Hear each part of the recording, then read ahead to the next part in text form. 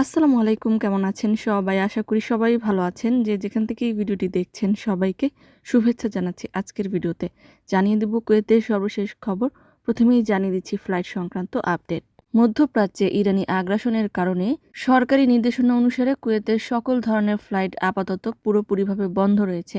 তবে যে সকল নাগরিকেরা কুয়েতের বাহিরে অবস্থান করছেন তাদেরকে কুয়েতে ফিরিয়ে আনার লক্ষ্যে কুয়েত এয়ারওয়েজ ঘোষণা দিয়েছে যে বর্তমানে যে সকল বিমানবন্দরগুলো খোলা রয়েছে সেই বিমানবন্দরগুলোর মাধ্যমে কুয়েতে ফিরতে ইচ্ছুক নাগরিকেরা সৌদি আরবিয়ার জেদ্দা আন্তর্জাতিক বিমানবন্দরে আসবে এবং বাকি পথ তারা কুয়েতে প্রবেশ করতে স্থলপথ হিসেবে ব্যবহার করতে হবে, অর্থাৎ পোর্টের মাধ্যমে তারা কুয়েতে প্রবেশ করতে পারবে। এই সিদ্ধান্তে যারা আগ্রহ দেখাবে তাদেরকে 6 মার্চের মধ্যে একটি নিবন্ধন করতে হবে এবং এই পদক্ষেপটি নাগরিকদের জাতীয় দায়িত্ব এবং প্রত্যাবর্তন সহজতর করার প্রতিশ্রুতি হিসেবে বাস্তবায়ন করা হবে। প্রবাসীদের জন্য এখনও পর্যন্ত ফ্লাইটের ব্যাপারে কোনো আপডেট জানানো হয়নি।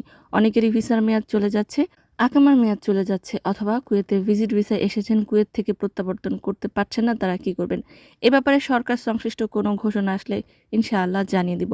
এখনও বলা যাচ্ছে না তারা কি সিদ্ধান্ত নিতে পারে। তবে কুয়েত আন্তর্জাতিক বিমানবন্দরে হামলার ব্যাপারে সিভিল এভিয়েশন কর্তৃপক্ষ প্রকাশ করেছে যে এয়ারপোর্টের পুনরায় রক্ষণাবেক্ষণের কাজ শুরু হয়েছে। সামান্য বস্তুগত যে ক্ষতি হয়েছে তা পুনরুদ্ধারের চেষ্টা চলমান রয়েছে এবং আশা করা যাচ্ছে খুব শীঘ্রই কুয়েতের ফ্লাইটও চালু হবে। জানিয়ে দিচ্ছি প্রবাসী বাংলাদেশিদের জন্য অত্যন্ত গুরুত্বপূর্ণ একটি ঘোষণা। সকল প্রবাসী বাংলাদেশিদের অবগতির জন্য জানানো যাচ্ছে যে মধ্যপ্রাচ্যের বর্তমান পরিস্থিতির প্রেক্ষিতে কুয়েতে বিমান চলাচল সাময়িকভাবে বন্ধ রয়েছে। ফলে বাংলাদেশে প্রিন্ট হওয়া পাসপোর্টসমূহ যথাসময়ে বাংলাদেশ দূতাবাস কুয়েতে পৌঁছানো সম্ভব হচ্ছে না। বর্তমান পরিস্থিতিতে পাসপোর্ট স্লিপের মেয়াদ যাই থাকুক না কেন, দূতাবাসের অফিসিয়াল পেজে আসা নতুন পাসপোর্টের তালিকা নিয়মিত পর্যবেক্ষণ করে নিজের পাসপোর্ট আসার তথ্য যাচাই করে অথবা নিজ মোবাইল ফোনে পাসপোর্ট আসা সংক্রান্ত SMS প্রাপ্তির পরেই পাসপোর্ট গ্রহণের জন্য দূতাবাসে উপস্থিত হওয়ার জন্য অনুরোধ করা যাচ্ছে।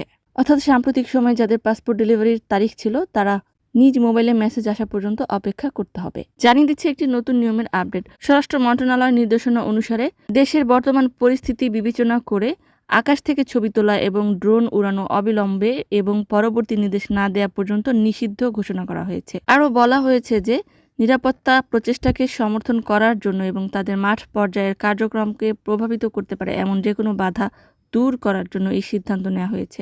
সতর্ক করে দেওয়া হয়েছে যে আদেশ লঙ্ঘনকারীদের বিরুদ্ধে আইনি ব্যবস্থা নেওয়া হবে। অপরদিকে কুয়েতের বিদ্যুৎ ও পানি মন্ত্রণালয় থেকে প্রকাশ করে বলা হয়েছে যে দক্ষিণ কুয়েতের একটি অংশে ড্রোনের ধ্বংসাবশেষ পড়ে যাওয়ার কারণে 2টি ওভারহেড লাইন বিকল হয়ে গেছে। অপরদিকে কুয়েতে অবস্থিত মার্কিন দূতাবাস হতে ঘোষণা দেওয়া হয়েছে যে পরবর্তী ঘোষণা না দেওয়া পর্যন্ত মার্কিন দূতাবাসের সমস্ত কার্যক্রম বন্ধ থাকবে। জরুরি কনসুলার অ্যাপয়েন্টমেন্ট বাতিল করা হয়েছে।